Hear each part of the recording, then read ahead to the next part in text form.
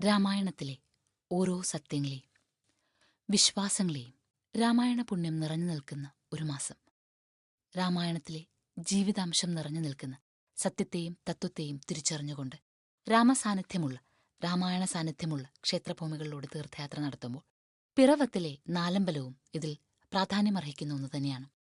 എറണാകുളം ജില്ലയുടെ ഭാഗമായ പിറവത്തിലെ നാലമ്പലത്തിലെ ആദ്യ ക്ഷേത്രമായ മാമലശ്ശേരി ശ്രീരാമക്ഷേത്രം നാം കണ്ടുകഴിഞ്ഞു.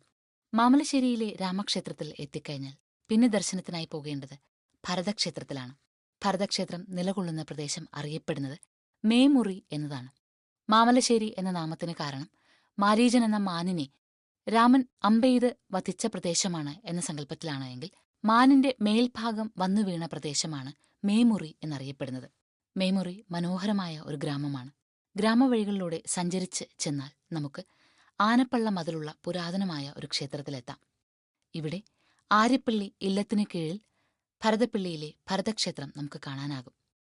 ക്ഷേത്രം നിലകൊള്ളുന്നതുകൊണ്ട് തന്നെ ഗ്രാമത്തിന് ഭരതപ്പള്ളി എന്ന നാമം കൂടി വന്നിരിക്കുന്നത്. ഭഗവാന്റെ പാഞ്ചജന്യമാണ് ഭരതനായി അവതരിച്ചത്. ഇവിടെ പടിഞ്ഞാറോട്ട് ദർശനമായിരിക്കുന്ന മൂർത്തിയെയാണ് കാണുവാനാകുന്നത്. വനവാസ സമയത്ത് ശ്രീരാമനെ അന്വേഷിച്ച് ഭരത ശത്രുഘ്നന്മാർ വനത്തിനുള്ളിൽ എത്തി. പക്ഷേ വനത്തിലെത്തിയ ഭരതനും ശത്രുഘ്നും തമ്മിൽ കൂട്ടം പിരിഞ്ഞുപോയി എന്നും കൂട്ടം പിരിഞ്ഞ ഭരതൻ വന്നു നിന്ന പ്രദേശമാണ് ഇന്ന് കാണുന്ന ഭരതപ്പള്ളി ക്ഷേത്രമെന്നും വിശ്വസിക്കപ്പെടുന്നു.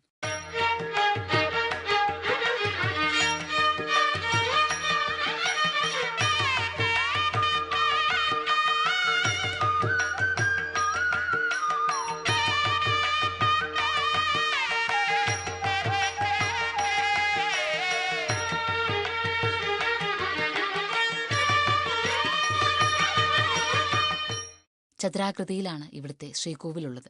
ഇവിടെ പഞ്ചരത്തിനുള്ളിൽ ഗണപതിയും ഹനുമാനും ശാസ്താവും സാന്നിധ്യമാകുന്നു എന്ന് കാണാം. ഭരതക്ഷേത്രത്തിലെ വലിയൊരു പ്രത്യേകത ഇവിടെ കിഴക്കോട്ട് ദർശനമായി ലക്ഷ്മണന്റെ സാന്നിധ്യവും ഉണ്ട് എന്നുള്ളതാണ്. ഇവിടെ ലക്ഷ്മണമൂർത്തിയുടെ സാന്നിധ്യം വരുവാൻ ഒരു ഐതിഹ്യകഥയുണ്ട്. പണ്ടുകാലത്ത് മേമുറിയിൽ നിന്ന് 3 കിലോമീറ്റർ അകലെയായി വേങ്ങശ്ശേരി എന്നൊരു പ്രദേശമുണ്ടായിരുന്നു. അവിടെ അതിഗംഭീരഭാവത്തിൽ ഒരു ലക്ഷ്മണസ്വാമി ക്ഷേത്രവും ഉണ്ടായിരുന്നു. പിന്നീട് കാലക്രമത്തിൽ എന്തൊക്കെയോ ചില കാരണങ്ങളാൽ ക്ഷേത്രം നശിച്ചു. ആരാലൊക്കെയോ നശിപ്പിക്കപ്പെട്ടു. വിഗ്രഹം വരെയും തച്ചുടയ്ക്കപ്പെട്ടു.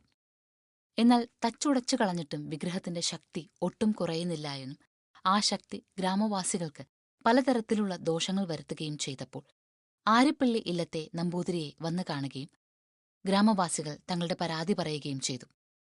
ആര്യപ്പള്ളിയിലെ നമ്പൂതിരി തന്റെ ഭരതക്ഷേത്രത്തിന് സമീപത്തായി തച്ചുടച്ച ആ വിഗ്രഹം വെച്ചുകൊള്ളുവാനും തന്റെ കാലം കഴിയുന്നതുവരെ താൻ അവിടെ ആരാധന നടത്തിക്കൊള്ളാമെന്ന് പറയുകയും ചെയ്തു. അങ്ങനെ അന്ന് വേങ്ങശ്ശേരിയിലെ തച്ചുടയ്ക്കപ്പെട്ട ലക്ഷ്മണ വിഗ്രഹം ഇവിടെ വയ്ക്കുകയും ഇന്നും അതിവിടെ ആരാധിച്ചു പോരുകയും ചെയ്യുന്നു.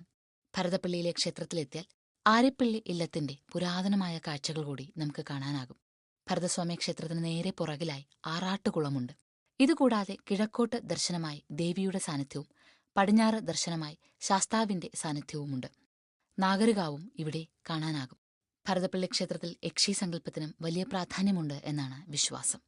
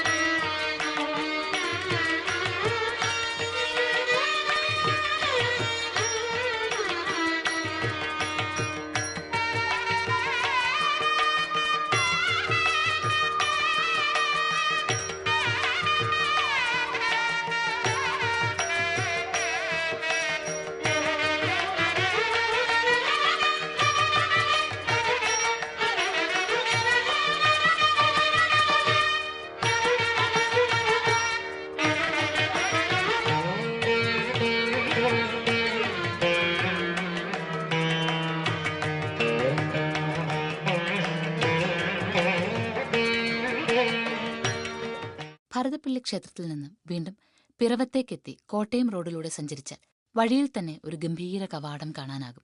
ഇത് മുളക്കുളം ലക്ഷ്മണസ്വാമി ക്ഷേത്രത്തിന്റെ കവാടമാണ്. പിറവത്തിലെ നാലമ്പലത്തിൽ ഭരതസ്വാമി ക്ഷേത്രം ദർശിച്ചു കഴിഞ്ഞാൽ പിന്നെ കാണാനുള്ളത് ലക്ഷ്മണസ്വാമി ക്ഷേത്രമാണ്. മുളക്കുളത്തെ ലക്ഷ്മണസ്വാമി ക്ഷേത്രത്തിന് മൂഴിക്കുളം ലക്ഷ്മണസ്വാമി ക്ഷേത്രവുമായി വളരെയധികം ബന്ധമുണ്ട്. പണ്ടുകാലത്ത് പറവൂർ രാജാക്കന്മാരും പാഴൂർ ഇല്ലക്കാരും തമ്മിൽ എന്തോ ചില അസ്വാരസ്യത്തിന് ഇടയായത്രേ. രാജാവിന്റെ ശത്രുതയ്ക്ക് പാത്രീഭവിച്ച പാഴൂർ ഇല്ലക്കാർക്ക് തങ്ങളുടെ